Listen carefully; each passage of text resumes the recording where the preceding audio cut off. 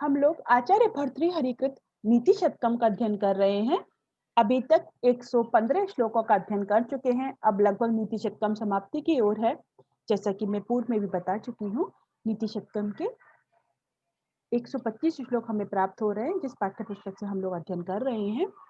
चूंकि प्रक्षिप्त श्लोक के माध्यम से कुछ लोगों ने परिशिष्ट में देते हैं, किसी ने कोई श्लोक आगे समाहित कर लिया, कुछ श्लोकों को पीछे कर दिया है, तो हम संपूर्ण श्लोकों का अध्ययन कर रहे हैं, जिसके अंतर्गत अभी तक हम लोगों ने सारी पद्धतियों का, चाहे वो सुजन है, दुर्जन है, मूर्ख पद्धति, विद्युत पद्धति और परोपकार, धैर्य, मान शौर्य, अर्थ पद्धति, इन सब का अध्ययन हमने कर लिया है। अब जो जो श्लोक जिस विशेष अर्थ को अभिव्यक्त कर रहा है, हम उसको उसमें समाहित कर सकते हैं। जैसे कि आप ये वाला श्लोक देखते हैं, तो हत विधि परिपाक केन वा लंघनीयम, यहाँ पे दुर्भाग्य भाग्य की बात है, तो इसे दैव पद्धति में हम लोग समाहित कर सकते हैं। देखिए क्या कह रहे हैं, अयम अमृत निधानम,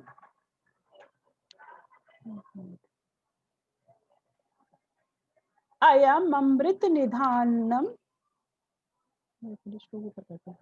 अयम अमृत निधानम नायकोप्यौषधीनाम सताभिषगनुयातः शंभुमूर्धनो अवतंसः बिरहयति न चैनम राज्यक्षमा शशांकम हत विधि परिपाकः केन वा लंघनीयः। दुर्भाग्य का परिणाम सभी को भोगना पड़ता है। जिसका जो अच्छा व्यक्ति का भाग्य है तो उसे अच्छा प्राप्त हो गई, बुरा भाग्य है तो उसे भोगना पड़ेगा। उसका उल्लंघन कोई नहीं कर सकता, चाहे हम इसे कर्म से भी जोड़ सकते हैं। व्यक्ति ने जैसा कर्म किया वही उसका भाग्य बना है, तो उसका फल उसे भोगना पड़ेगा। क्या कह रहे हैं यहाँ पे, अयम अमृत निधानम, अयम मानी यह है, अमृत निधानम अमृत का खजाना है। किसकी बात चल रही है, शशांकम यानी चंद्रमा। यह जो चंद्रमा है वो अमृत का खजाना है। औषधि नाम नायकः, औषधियों का स्वामी है। सतभिषग अनुयातः, सैकड़ों तारा मंडलों से उसका अनुकरण किया जाता है। और क्या है वो, शंभु मूर्धनो अवतंसः, शंभु माने भगवान शिव जी के, मूर्धना माने मस्तक पर, अवतंसा माने आभूषण भगवान शिव जी धारण करते मस्तिष्क पर। तो यह जो चंद्रमा है वह अमृत का खजाना है, औषधियों का नायक है, सैकड़ों तारा मंडलों से उसका अनुकरण किया जाता है, और वह शंभु भगवान शिव जी के मस्तक पर आभूषण के रूप में धारण किया जाता है। किंतु इतना होने पर भी, इतना श्रेष्ठ है, सब कुछ है उसके पास, फिर भी विरहयति ना चैनम राज्य क्षमा, राक्षस क्षमा रोग उसको, यानी जो चंद्रमा है वो दिन दिन घटता है, फिर उसको वृद्धि प्राप्त होता है। जो दिन दिन घटना है उसका राज्य क्षमा जो रोग है, एनम माने इस, शशांकम माने चंद्रमा को, न विरहति नहीं छोड़ता है। तो ये जो राज्य क्षमा रोग है वो चंद्रमा को नहीं छोड़ता है। हत विधि परिपाकः, दुर्भाग्य का जो परिणाम है वो कैसा है, केन वा लंघनीय, बोले कहते हैं अरे दुर्भाग्य जो है ना उसको कोई नहीं दूर कर सकता। तो दुर्भाग्य का परिणाम किन माने किसके द्वारा, लंघनीय माने उल्लंघन करने योग्य है। दुर्भाग्य का परिणाम किसके द्वारा उल्लंघन करने के योग्य, यानी अर्थात जो व्यक्ति के भाग्य में लिखा है वो कोई भी उसका उल्लंघन नहीं कर सकता, उसे वो भोगना ही पड़ेगा। चाहे वो चंद्रमा के संदर्भ में देखे वो अमृत का खजाना है, औषधियों का स्वामी है, सैकड़ों चारा मंडल उसके चारों तरफ रहते हैं, वो भगवान शिव का आभूषण है, फिर भी ऐसा होने पर भी उसका जो दुर्भाग्य है, उसको जो प्रतिदिन क्षय होता है, उसका कोई उल्लंघन नहीं कर सकता। तो यानी दुर्भाग्य फल से कोई नहीं बच सकता। इस प्रकार हमने यहाँ देखा मान्य छंद। अगला देखते हैं, प्रिय सखा विवद दंडाघात प्रपात परंपरा परिचय चले चिंता चक्रे निधाय विधि खलः मृदमेव बलात् पिंडीकृत्य प्रगल्भ कुलाल वद भ्रमयति मनो मो नो जानीमः किमत्र विधास्यति। क्या कह रहे हैं यहाँ पे, कि मनुष्य को विधाता जो है उसके कर्मों के अनुसार फल देता है। तो यहाँ पे कोई व्यक्ति है, समझो मतलब जो कहना चाह रहा है कभी अपने भाव, कि मनुष्य को उसके कर्मों के अनुसार उसे कष्ट दे रहा है, तो वो कह रहा है कि मैं तो जानता नहीं कि इससे अधिक क्या देगा। क्यों, क्या कह रहा है, प्रिय सके विवद दंडाघात, विपत्ति रूपी दंडे के आघात से, ठीक है। और क्या, किसकी बात कर रहा है, प्रगल्भ कुलालवत, प्रगल्भ माने कुशल, कुलालवत माने कुम्हार की तरह। कौन, शुरू से यदि हम देखें तो हे प्रिय सखा, हे प्रिय मित्र, नीचे देखो आप, खलह विधि ही, दूसरी पंक्ति में देखो विधि ही खलह, तो दुष्ट विधाता है ब्रह्मा है वो कैसा है, प्रगल्भ कुलालवत, कुशल कुम्हार की तरह, मनः माने मेरे मन को, मृदमेव माने मिट्टी की तरह, बलात् माने बलपूर्वक, पिंडीकृत्य माने ढीला बना करके, और क्या कर रहा है, विपद दंडा घात प्रपात परंपरा, विपत्ति रूपी डंडे की चोट से, विपत्ति रूपी डंडे की चोट से, चिंता चक्रे निधाए, चिंता रूपी चाक पर रख करके, ठीक है, चिंता ऐसा जो विधाता है वो उस पे रख करके, चिंता रूपी चाक पर रख करके, कहा चिंता रूपी चाक पर रख करके, भ्रमयति माने घुमाता है, दिख रहा है, चिंता चक्रे निधाय, क्या कर रहा है वो, भ्रमयति, अत्र किम विधास्यति, वो क्या करेगा, क्या बना रहा है, उससे क्या निर्माण करना चाह रहा है, इति नो जानीमः, मैं यह नहीं जानता हूं कि वो इससे क्या बनाना चाह रहा है, क्या करना चाह रहा है, मेरे साथ और क्या करेगा वो तो मैं नहीं जानता हूं। तो हे प्रिय मित्र, दुष्ट विधाता एक कुशल कुम्हार की तरह मेरे मन को बलपूर्वक मिट्टी का ढेला के रूप में बना करके, विपत्ति रूपी डंडे के परंपरा से, विपत्ति रूपी डंडे से जैसे घुमा घुमा रहा है, उस विपत्ति रूपी डंडे के से क्या कर रहा है, चोट से, चिंता चक्र निधाय, चिंता रूपी चक्र में रख करके मुझे घुमा रहा है, वो क्या बनाएगा इससे वो मैं नहीं जानता हूँ। जैसे कि एक कुम्हार होता है, वो मिट्टी के ढेले को चक्र पे रख देता है, फिर क्या करता है, डंडे से उसको घुमाता है चाक पे रख करके, फिर वो कुछ चीज का निर्माण करता है। तो वो यहाँ पे कहना चाह रहे हैं कवि कि विधाता जो दुष्ट विधाता, यानी उसको वो मुझे कर्म तो देगा ही, लेकिन वो क्योंकि उसे विपत्ति में है इसलिए वो कह रहा है उसको दुष्ट। तो ये जो दुष्ट विधाता है वो मुझे कुशल कुम्हार की तरह क्यों मेरे मन को एक मिट्टी के ढेले की तरह बना करके चिंता रूपी चक्र पर रख रहा है, मतलब सारी विपत्ति की सारी स्थितियां, और विपत्ति रूपी डंडे की चोट से मुझे घुमाता हुआ मेरे साथ में क्या करेगा और मुझे क्या पकड़ देगा, यानी मेरे साथ में और कितनी कठिनाई आने वाली है, मुझे किन किन दुष्कर्मों का जो मैंने किए उनका दुष्परिणाम भोगना पड़ेगा, यह मैं नहीं जानता। तो यहाँ वो क्या क्या चोट देगा, क्या क्या विपत्ति आएंगी, वह कुछ नहीं जानता। यह भाव यहाँ पे अत्यंत ही सुंदर तरीके से कहा गया है, कवि ने ये बात यहाँ पे कही है। तो व्यक्ति इसमें हमें ये भी पता चलता है कि व्यक्ति के भाग्य में जो कुछ लिखा है वो उसे भोगना पड़ेगा, विधाता भी उसको बदल नहीं सकता, इसलिए यहाँ पे ये भाव अभिव्यक्त किए गए हैं। तो जो कर्म है उनका फल भोगना पड़ेगा, इसलिए सदैव सत्कर्म करने चाहिए, अच्छे कर्म करना चाहिए, उसी में व्यक्ति को लिप्त रहना चाहिए। तभी व्यक्ति जो सत्कर्म करता है निष्काम भाव से, तभी उसको अच्छे, निष्काम भाव से करेगा तो खैर उसे फल ही भोगना नहीं पड़ेगा क्योंकि वो मुक्त हो जाएगा। लेकिन यदि अच्छे कर्म करोगे तो अच्छा फल मिलेगा, बुरे कर्म करोगे तो बुरा फल मिलेगा और आपको फल अवश्य भोगना ही पड़ेगा। यहाँ पे रूपक अलंकार दिखाई दे रहा है, कुलालवत और उपमा अलंकार भी है। ब्रह्मा पे कुम्हार का जो आरोप है, अगला एक श्लोक देखते हैं।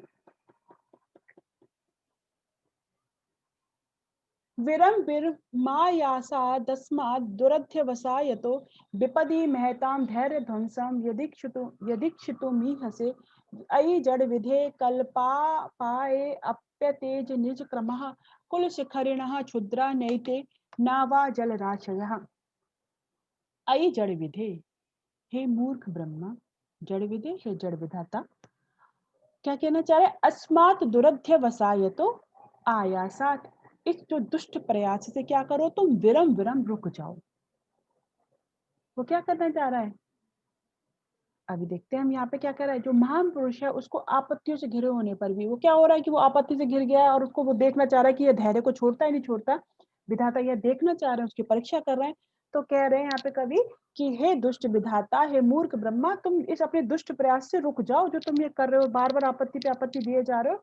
लेकिन जो धैर्यशाली व्यक्ति है, जो महान पुरुष है, वो अपने धैर्य को कभी नहीं छोड़ेगा। तो ये भाव यहाँ पे अभिव्यक्त किया गया है। देखिए क्या कह रहे हैं, अयि जड़ विधे, हे मूर्ख ब्रह्मा, अस्मात् वसायतो अध्यासात आयासात, इस दुष्ट प्रयास से विरम विरम रुक जाओ, यह इस प्रयास को छोड़ दो। यत माने क्यों, विपदी माने जो तुम विपत्ति में, महताम माने महान पुरुषों के, धैर्य ध्वंसम धैर्य के नाश को, इच्छितुम माने देखने की, इह से इच्छा से माने देखना चाहते हो, इच्छा कर रहे हो तुम, यह से भी है। जो तुम महान पुरुषों के धैर्य का नाश देखना चाहते हो, तुम अपने इस दुष्ट प्रयास से क्या करो, रुक जाओ। तुम सोच रहे हो कि मैं इतनी विपत्तियां दूंगा, इतना कष्ट आएगा, तो वो अपने धैर्य को छोड़ देगा। तो तुम यदि ऐसा देखना चाहते हो तो अपने इस दुष्ट प्रयास से रुक जाओ, क्योंकि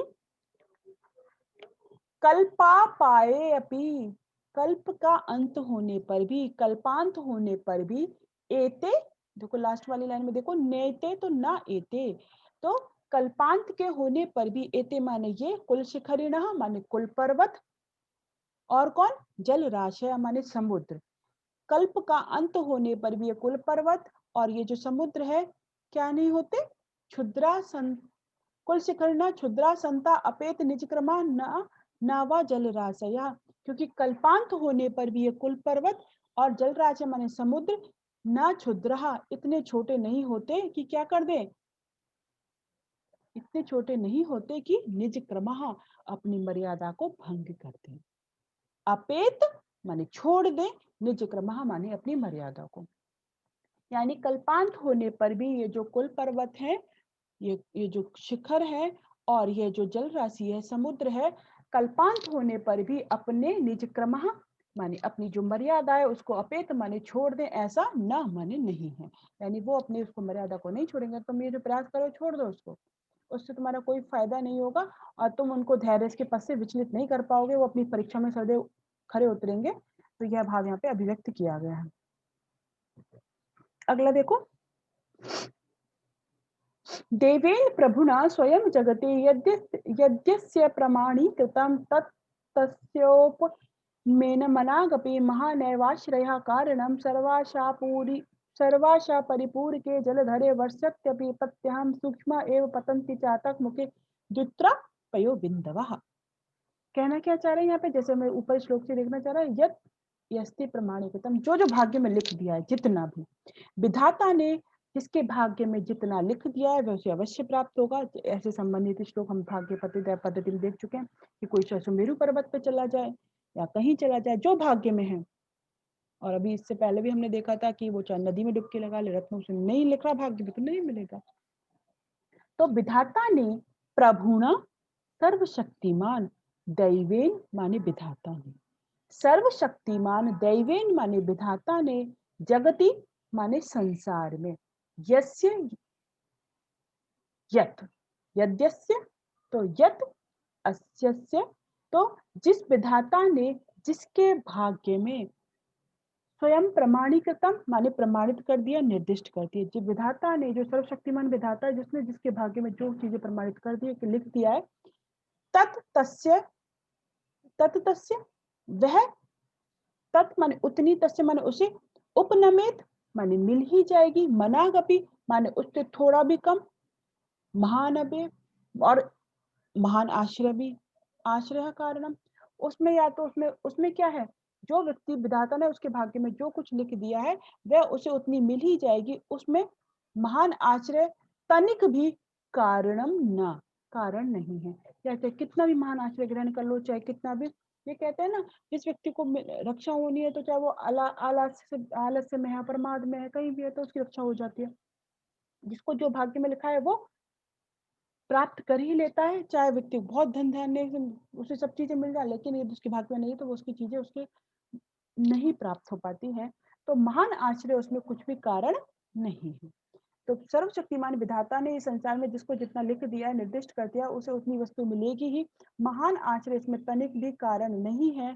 सर्वाशा परिपूर के, सबकी आशा, परिपूर के माने पूरी करने वाला, सर्व आशा तो सर्वाशा, सबकी आशा पूरी करने वाले, जलधरे माने जलधर यानी बादल के, प्रत्यहम प्रतिदिन, वर्षति माने वर्षा करने पर भी, जो सबकी आशा पूरी करने वाला बादल वो प्रतिदिन सब वर्षा करता है, फिर भी चातक मुखे, चातक पक्षी के मुख में, सूक्ष्म माने बहुत सूक्ष्म, द्वित्रा तो तीन, पयाविंदवा माने जल की बूंदे ही, पतंती माने गिरती है, क्योंकि उसके भाग्य में इतनी ही निर्धारित है, विधाता ने इतनी ही लिखी है। तो चाहे जो बादल है सबकी आशा पूरी करने वाला है और प्रतिदिन बरस रहा है, तब भी जो चातक पक्षी है जो उसके भाग्य में लिखी हुई है दो तीन बूंद, तो वह दो तीन बूंद ही मिल पाती है उसे, ज्यादा बूंदे उसे नहीं मिल पाती, इसलिए कहा है भाग्य में जो कुछ लिखा है वो प्राप्त हो जाएगा। उसमें महान आश्रय कोई नहीं कि कोई व्यक्ति बड़े आश्रय में चला जाए तो शायद ये मिल जाएगा मुझे ज्यादा, यह सोचना भी निरर्थक है। तो यहाँ पे ये भाव प्राप्त कर साधु द्वितीय छंद है दृष्टांत अलंकार जिसके माने समझाया गया है। अभी एक और श्लोक देख लेते हैं। यदि नाम दैवगत्या जगद असरोजम कदाचित अपि जातम अवकर निकरम विकिरति तत् किम कृकवा कुरिव हंसः। क्या कह रहे हैं? जो महान पुरुष होता है, व्यक्ति होता है, जो महान है, वो कभी भी अपनी मर्यादा का परित्याग नहीं करता। इसे हंस के दृष्टांत से बहुत ही सुंदर तरीके से यहाँ आचार्य भर्तृहरि ने समझाया है। यदि दैवगत्या, यदि माने यदि, दैवगत्या माने संयोग वशात, दैव की गति से, जगता माने संसार, कदाचित माने कभी, असरोजम जगत असरोजम तो असरोज निकलेगा, कमल से विहीन अपि जातम माने हो जाए। यदि संयोग वशात कभी कभी कारण हो तो संसार क्या हो जाए, कमल विहीन हो जाए। तत्किम तो भी बताओ क्या, हंसा माने हंस, क्री कवाकुह इव मुर्गे की तरह, अब कर निकरम सड़े गले मांस के ढेर को, विकरति माने खरोचता है। क्या वो सड़े गले मांस को खाता है हंस? वो तो कमल का ही उसका भोजन है।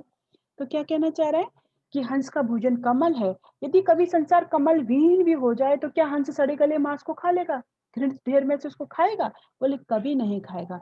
हंस अत्यंत स्वाभिमानी जीव है, वह भूखा मर जाएगा, लेकिन जो घृणित है, जो त्याज्य है वस्तु, उसको कभी ग्रहण नहीं करेगा, कभी अपने स्वाभिमान को त्याग नहीं करेगा। महापुरुष भी ऐसे ही होते हैं, वो आपत्ति के समय भी अपने स्वाभिमान को नहीं छोड़ते हैं, अपनी मर्यादा को नहीं छोड़ते हैं, धैर्य पूर्वक आपत्तियों का सामना करते हैं। इसे इस माध्यम से समझाया गया है। ऐसे इसे हम मानसौर्य पद्धति में ले सकते हैं। और हमने पहले भी ऐसे श्लोक देखे थे कि कुत्ता है वो तो खाने के लिए क्या करता है, अपने स्वामी के सामने नीचे गिर जाएगा, चरणों में गिर जाएगा, लोट लगाएगा और अपनी जीभ और उदर सबको दिखाता रहता है। लेकिन एक जो श्रेष्ठ हाथी है वो क्या होता है, बहुत मनावनी करो तब जाके कुछ खाता है। एक सिंह है, मृत प्राय हो रहा है, शिथिल हो रहा है, अंग उसके सारे जीर्ण शीर्ण हो रहे हैं, लगता है मृत्यु को प्राप्त हो जाएगा, लेकिन जो वो उसको नहीं खाता, गीदड़ को नहीं खाता। जो मदमस्त हाथी को खाने का है, स्वाभिमानी है, एक जो हाथी को खाने का इच्छुक है, वो हाथी को खाता है, वो कभी भी गीदड़ को नहीं खाता है। तो इस प्रकार के हम श्लोक पहले भी अध्ययन कर चुके हैं। यहाँ पे वही है मानसौर्य पद्धति में। इस प्रकार अभी तक हम देख रहे हैं कि किस प्रकार स्वाभिमानी की बात यहाँ पे कहना चाह रहे हैं। भाव क्या है, स्वाभिमान पूर्वक जीवन जीना चाहिए। कोई विपत्ति आए, कोई संकट आए, तब भी धैर्य नहीं छोड़ना चाहिए। अपने स्वाभिमान से, अपने आत्म सम्मान से कभी भी विचलित नहीं होना चाहिए। नहीं है कि उसको छोड़ दो, कभी गलत मार्ग का अनुसरण नहीं करना चाहिए। यह बात यहाँ पे बहुत ही सुंदर तरीके से समझाई गई है। आर्यछंद है, उपमा अलंकार है। अब हम लोग 120 श्लोक तक अध्ययन कर चुके, एक अंतिम कक्षा बची है जिसमें हम आगे के सिर्फ 5 श्लोकों का अध्ययन करेंगे। तो अब मैं आज की क्लास को यहीं समाप्त करती हूँ। आगे के श्लोक का अध्ययन हम अगली क्लास में करेंगे।